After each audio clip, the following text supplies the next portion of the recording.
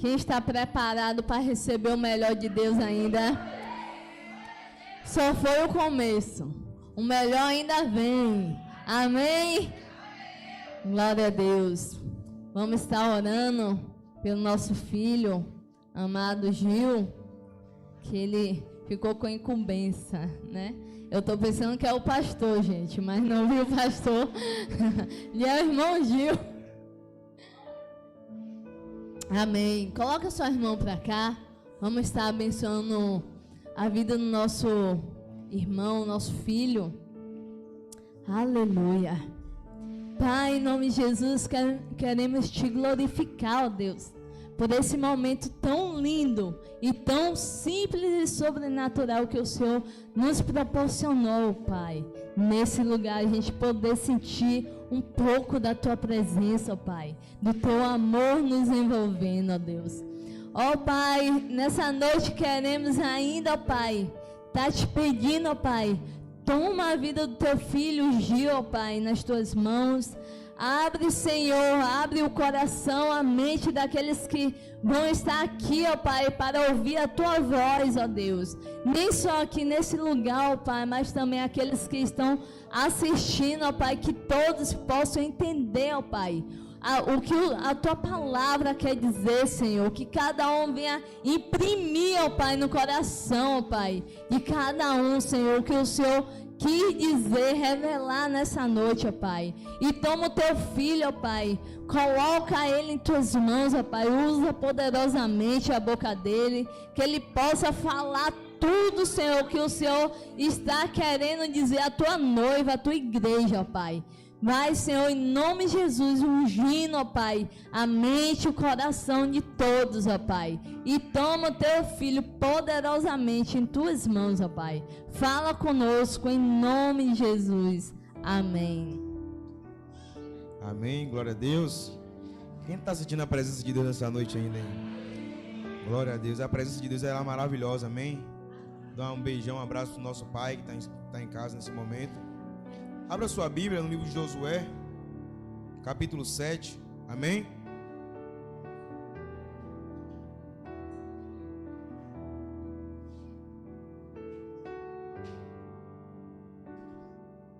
Josué, capítulo 7.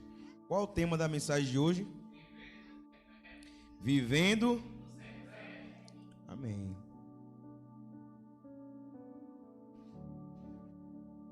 Josué, capítulo 7. Quem achou diz amém. Quem não achou, fala espera. Então todos já acharam, né? Então, glória a Deus. Josué, capítulo 7, versículo 1 a seguir, que diz o seguinte. Amém? Todos acharam? Josué, capítulo 7, versículo 1 a seguir. Mas os israelitas foram infiéis com relação às coisas consagradas.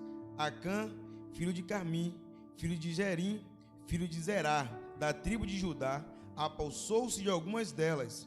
A ira do Senhor acendeu-se contra Israel. Sucedeu que Josué enviou homens de Jericó a Ai, que ficou perto de Bet-Avém, a leste de Betel, e ordenou-lhes: subam e espiam a região. Os homens subiram e espiaram Ai. Falei, Ai.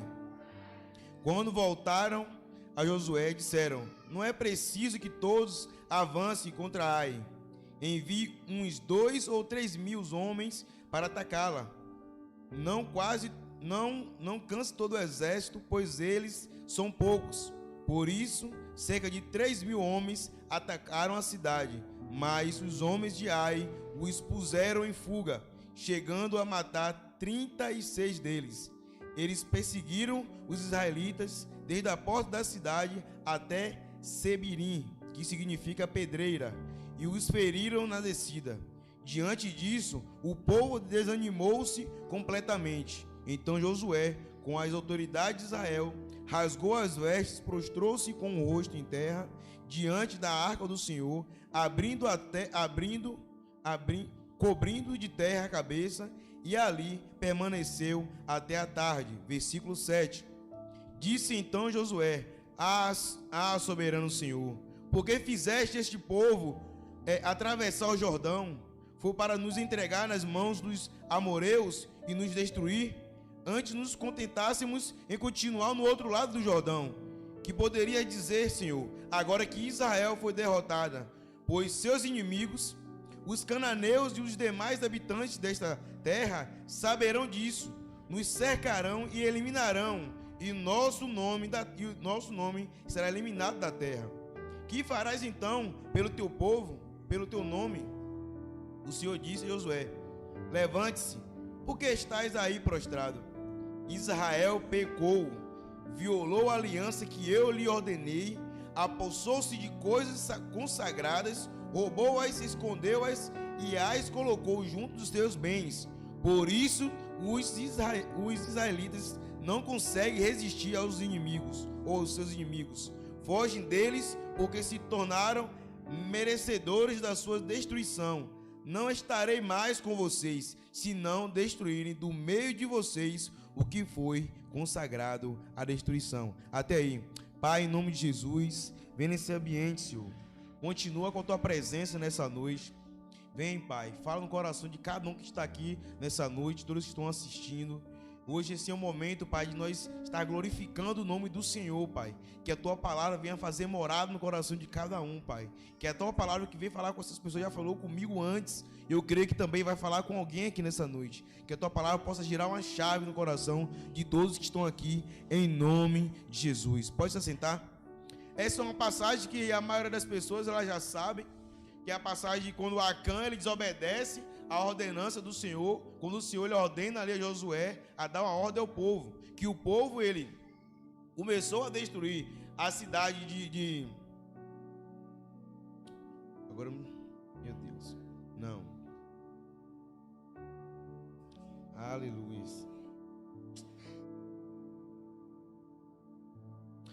Josué capítulo 6, acompanhe comigo, Josué capítulo 6, versículo 17. Aleluia.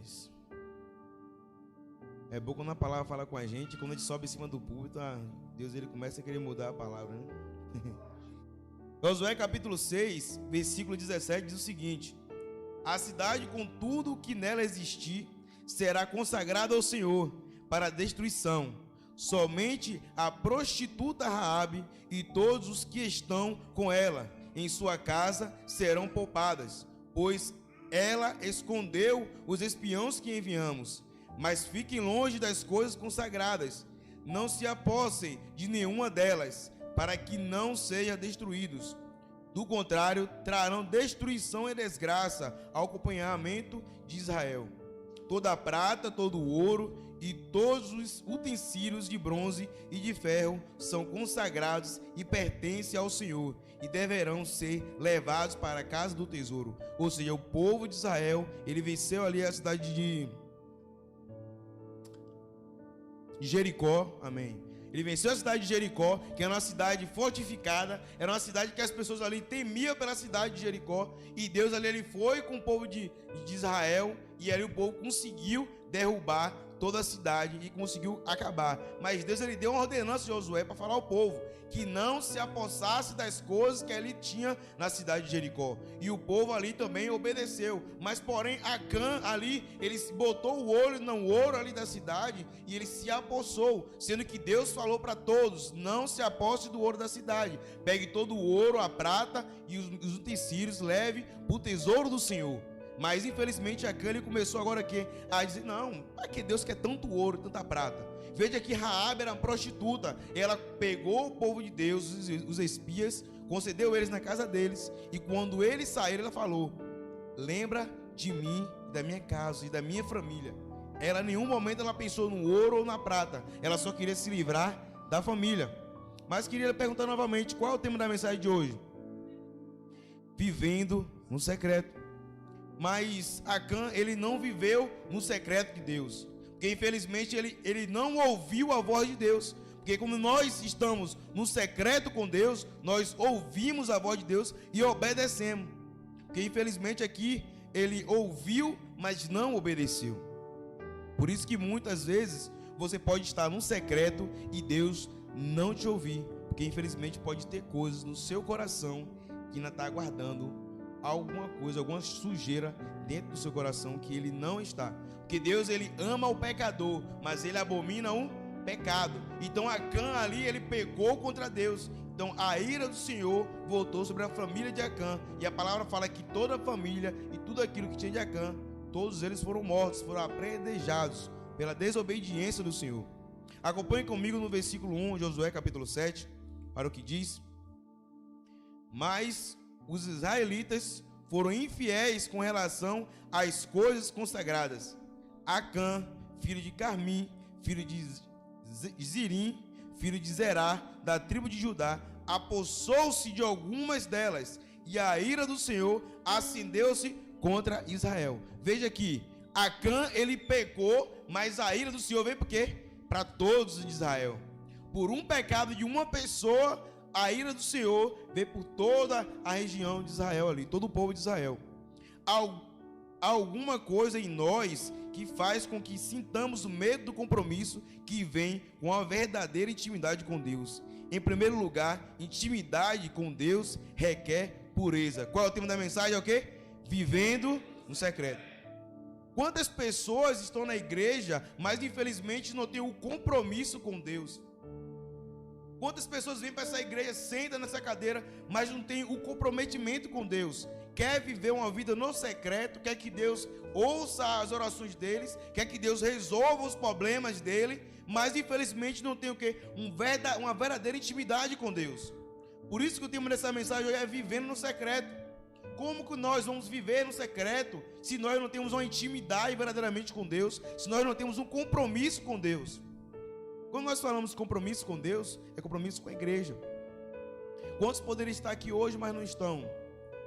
Quantos poderiam se voluntariar na limpeza, mas não faz? Quantos poderiam estar no salgado aqui tem, mas não está? Quantos poderiam estar também vendendo salgado, mas não vende? Quantos poderiam estar se atentando também em vender agora também o desinfetante, mas não vende? O que eu quero falar nessa noite? Hoje eu não vou falar sobre dinheiro, amém? Não vou falar sobre dinheiro. Vou falar aqui sobre o que? Vivendo no secreto. Mas quando eu falo sobre essas coisas, isso quer dizer que é verdadeira intimidade com Deus. É um compromisso com Deus. É um compromisso com a casa do Senhor. Quando nós temos um compromisso com Ele, nós começamos a ter um relacionamento com a igreja. Nós começamos a ser íntimo de Deus. E lá para frente eu vou explicar algumas coisas que eu acabei recebendo de Deus por ter o comprometimento com Ele. Mateus capítulo 5, versículo 8 diz o seguinte: bem-aventurados os puros de corações, pois verão a Deus. Vocês têm visto Deus? Vocês têm ouvido o Espírito Santo falar com vocês? Eu, esses dias, não tenho ouvido muito. E se caso vocês não estejam ouvindo, tem alguma coisa dentro de você que ainda Deus ainda está abominando.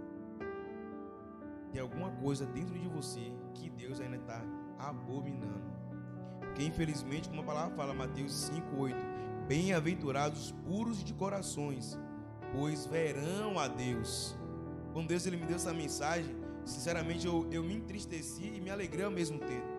Porque Ele falou comigo primeiro e depois agora eu creio que Ele vai falar com você. Porque não é uma mensagem que eu gosto de falar, gosto de ir e voltar, é uma mensagem mais que eu quero falar para vocês entenderem. É uma mensagem que eu quero falar devagar para que vocês entendam o que eu quero falar nessa noite. Será que nós somos puros verdadeiramente na presença do Senhor? Será que nós estamos ouvindo a Deus? Ou nós estamos aqui como se fosse um clube? Vemos ver as pessoas, ouvimos dizimando, ofertando, mas não temos o compromisso com Deus, nós não temos compromisso com a casa do Senhor. Dizemos que estamos orando, mas infelizmente lá dentro do coração tem algo que ainda lhe afasta de Deus. Por isso que muitos ficam orando e Deus nunca responde, porque está orando e não resolveu nada. A palavra fala que antes de você dizimar, ofertar, se tiver alguma coisa com seu irmão, primeiro vá, resolva com ele para depois vir dizimar. Assim também é a oração. Antes de você ficar orando, resolva algo que tem dentro de você que infelizmente pode empatar de Deus que está ouvindo a sua oração. A intimidade com Deus é você ser limpo de coração, é você ser limpo de corpo e de alma, é você ter um entendimento de saber viver em Cristo.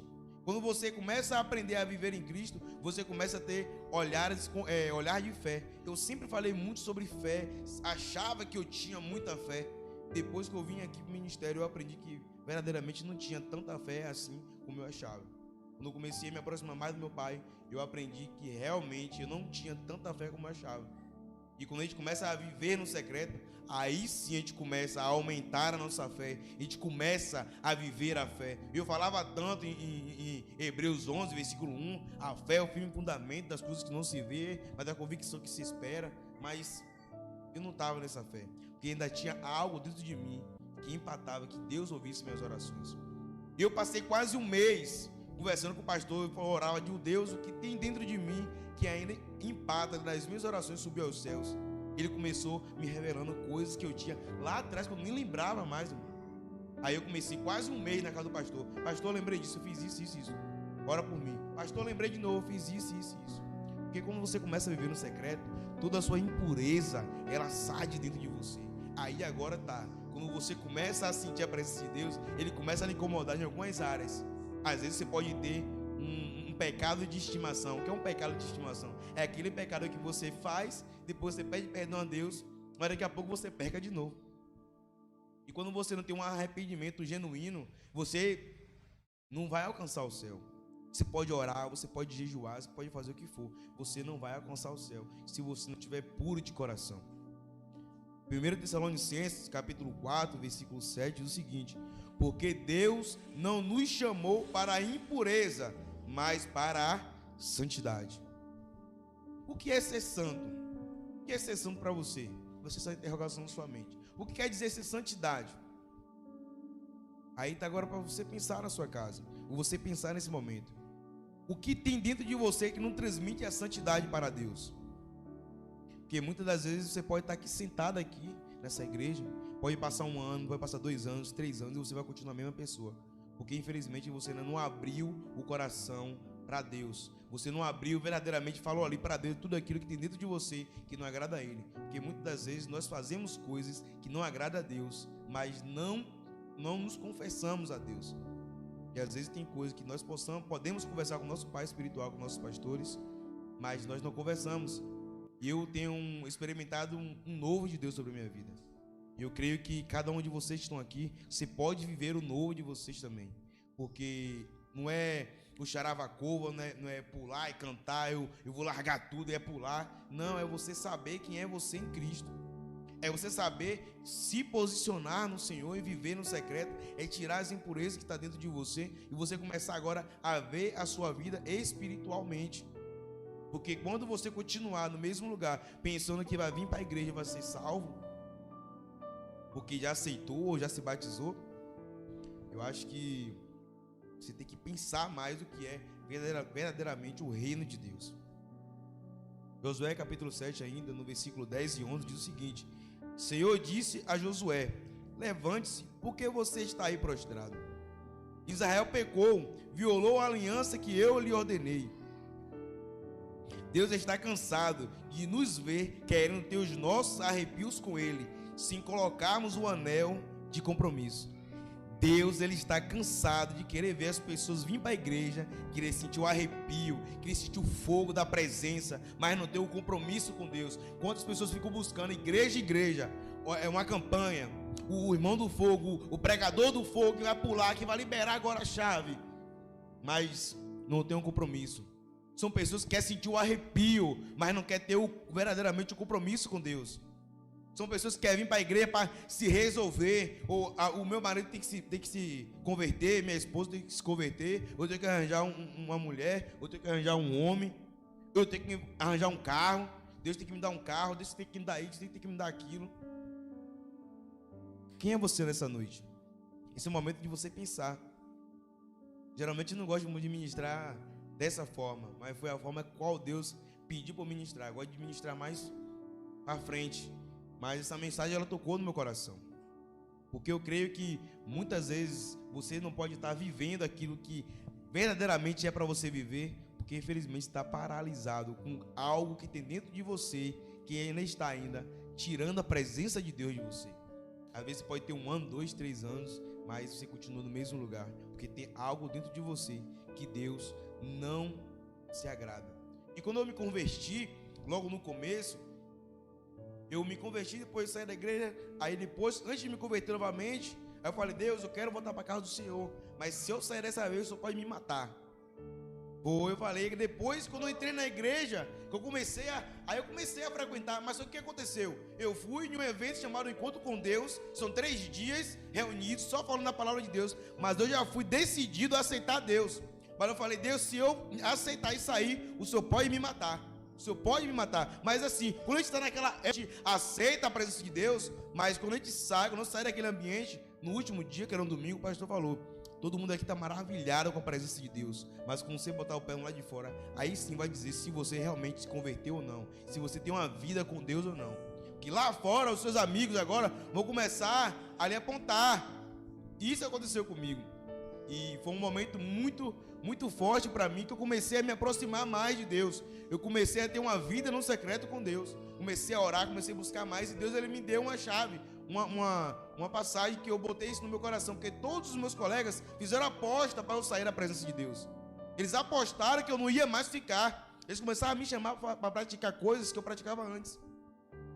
Aí Deus me deu esse versículo, Hebreus 10, 25. Não deixamos de reunir-nos como igreja, segundo o costume de alguns, mas procuremos encorajar-nos uns com os outros, ainda mais quando vocês veem que se aproxima o dia, ou seja, a vinda de Cristo. Esse foi um versículo que eu usei muito quando as pessoas me chamavam para ser da presença. E quando eu comecei a viver no secreto, eu recebi. Aí eu fui batizado em línguas, aí eu comecei a pular, a falar em línguas. Eu ainda até achei que eu estava ficando doido, porque eu recebi. Quando eu recebi aquilo ali, foi um negócio tão bom. E Deus, ele tocou no meu coração. Porque muitas pessoas querem falar em línguas, querem os dons de Deus, mas não conseguem. Por quê? Porque não tem um compromisso com Deus. Às vezes você está aqui na igreja, mas você não tem um compromisso. Você quer ter o dom de línguas, você quer ter o dom de maravilha, você quer orar e o demônio se manifestar, você sair, mas não tem uma vida no secreto, você não tem uma intimidade com Deus. Quando eu me converti, eu ia para a igreja, eu participava de 2 células. Eu acordava às 5 horas da manhã, saía de bicicleta uma distância como daqui, lá no Calçadão, para ir orar de manhã na igreja, que era de segunda a sexta-feira. Então eu tinha um compromisso com Deus. Tudo que tinha na igreja eu estava dentro. Se era o grupo de louvor, eu estava lá. Eu nem era do louvor, mas eu estava lá também com os caras lá para ver os caras tocar, para ver os caras ensaiar. Tinha reuniões de líderes, nem era líder, eu estava lá também. O Fominha aqui, lá no apóstolo, fala que é o Fominha, né? Era o Fominha, entendeu? E quando eu depois, aí veio um encontro com Deus de novo. Aí eu paguei para 2 pessoas aí, mesmo sem condição. Olha o que é viver no secreto. Deus tocou no meu coração para pagar para 2 pessoas. Eu nem tinha dinheiro. Aí eu pedi um dinheiro emprestado, paguei para essas 2 pessoas aí. Chegou lá dentro, essas 2 pessoas se converteram. O que acontece? Eu fui batizado em línguas. Entendeu? Vê como é que as coisas acontecem quando você vive em secreto, quando você busca a Deus. Você está em tudo que a igreja está lá. Eu estava em tudo, estava vivendo isso aqui, estava orando, estava buscando. Eu paguei uma coisa que eu não tinha condição. Aí Deus chegou lá e me restituiu. No último dia, no apagar das luzes, a presença desceu. Eu comecei a falar em língua, comecei a pular e falar em línguas. O louvor estava tocando, eu estava falando em língua, andando e comecei a falar em línguas. Eu disse: será que eu estou doido? Eu entrei em crise. E o pastor disse: não, você foi batizado em línguas. Então isso para mim foi uma experiência maravilhosa. E Deus, ele tocou no meu coração para querer falar isso nessa noite. Deus, ele não tem como derramar algo em você se você não busca, não tem um compromisso com ele na igreja dele. É impossível Deus derramar alguma coisa em você se você não tem uma vida no secreto com ele, se você não tem um compromisso com ele. É impossível Deus derramar alguma coisa com você. Alguns estão viciados na unção, são como namorados interesseiros que andam atrás apenas da presença de presentes, chocolate, flores e joias. Deus está procurando uma noiva, não uma namorada. Ele quer alguém que permaneça com ele. Deus, ele quer alguém que permaneça com ele. Tem muitas pessoas vindo para a igreja buscando a Deus como se fosse namorada, querer coisas de Deus, não, Deus, eu quero falar em línguas, eu quero ser batizado no fogo. Mas eu não quero ter compromisso com o Senhor. Não, eu quero botar a mão, orar e expulsar demônio, mas eu não quero compromisso com a igreja. Eu quero vir receber. Não, eu quero que minha vida se resolva.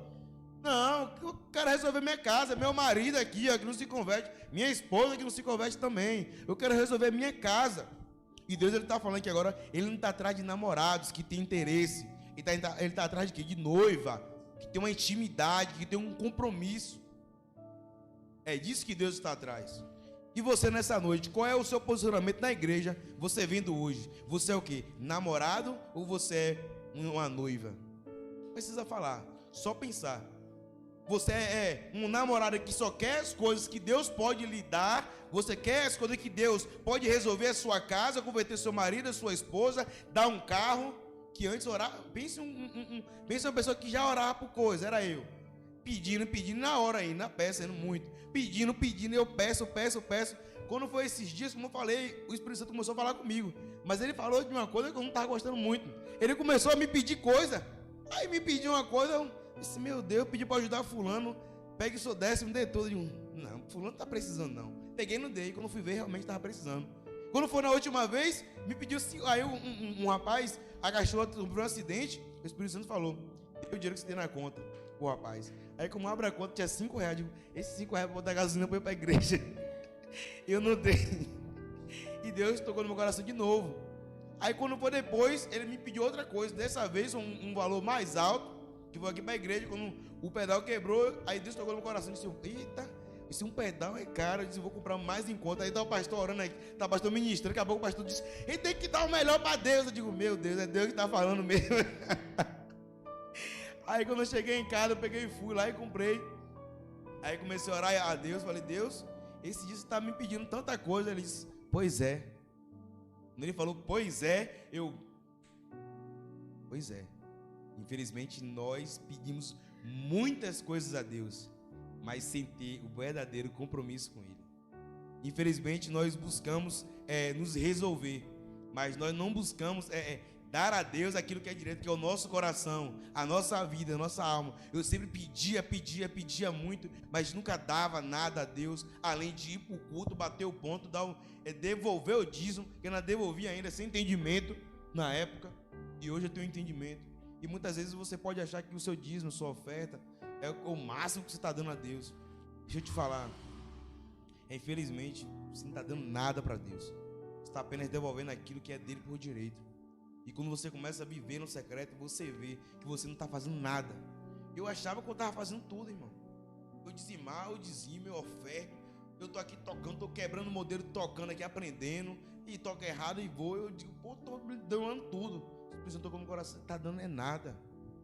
Você é um servo inútil. Você não está fazendo além do que é para você fazer. Está fazendo apenas o que é para você fazer. E muitas vezes você está aqui na igreja achando que você está fazendo tudo. Está achando que você está já a cereja do bolo. Eu digo, Deus, derrama toda a bênção sobre mim. E Deus está dizendo, você é um servo inútil. Você só faz aquilo que lhe mandaram você fazer. Você não faz nada além daquilo que você tem que fazer.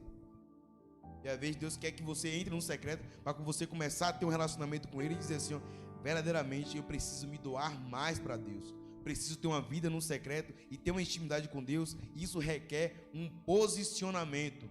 Isso requer um posicionamento. Lucas capítulo 9, versículo 23 e 24 diz o seguinte: Jesus dizia a todos: se alguém quiser acompanhar-me, negue-se a si mesmo, tome diariamente a sua cruz e siga-me. Pois quem quiser salvar a sua vida, a perderá, mas quem perder a sua vida por minha causa, este a salvará.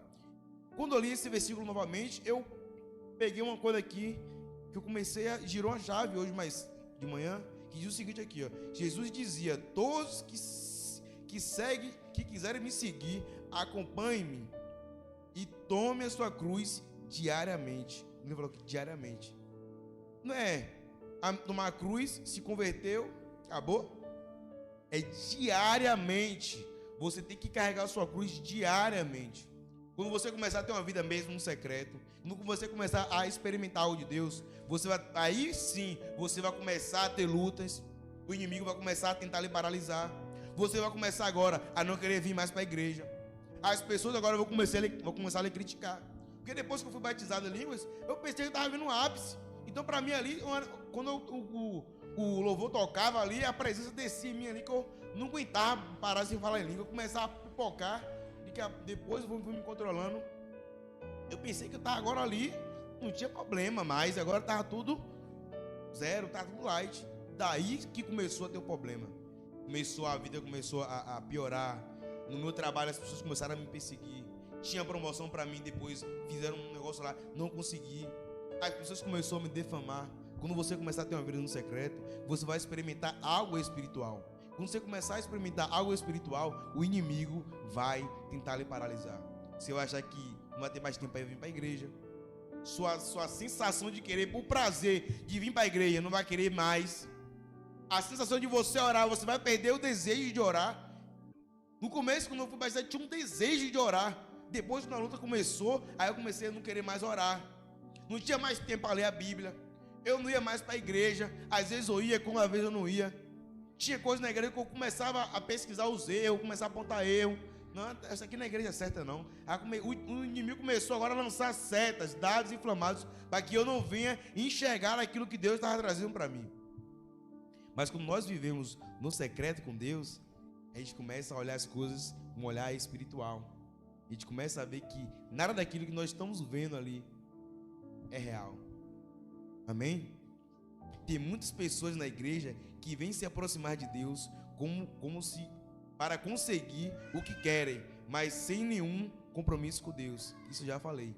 Tem muitas pessoas que vêm para a igreja para querer algo de Deus, mas sem nenhum compromisso com Deus. Sabe por quê? Se o pastor abrir aqui a campanha na fogueira santa, que agora a sua vida vai melhorar, a igreja vai lotar. Sabe por quê? Porque as pessoas querem vir aqui em busca de Deus, se aproximar de Deus, para querer as coisas, não ter compromisso de Deus. A campanha do 7º degrau, a igreja vai lotar. Resolva a sua vida financeira, todo mundo vai encher a igreja, não vai ter nem espaço. Até no outro lado da rua vai ter gente agora aí. Mas o compromisso com Deus, a vida no secreto com Deus, não vai ter.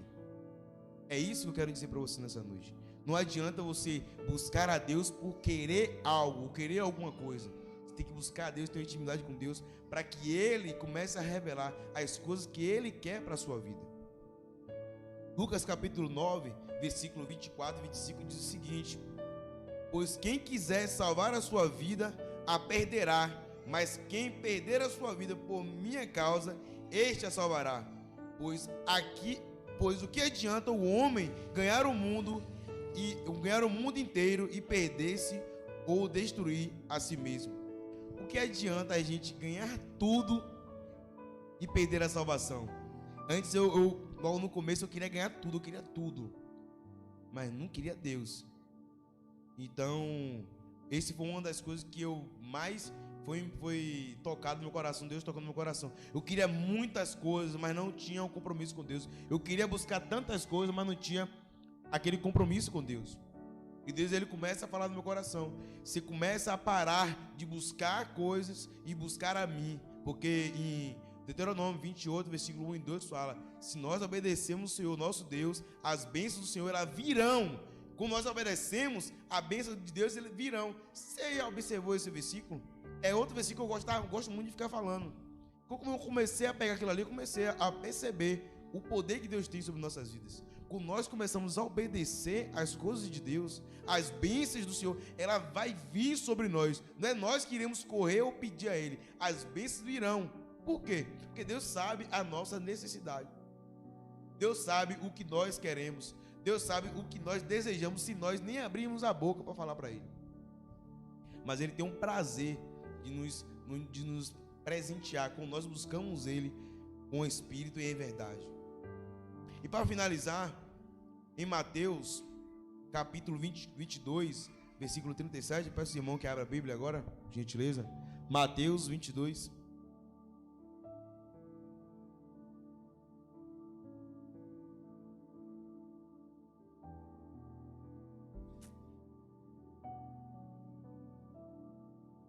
Mateus 22, versículo 37. Amém?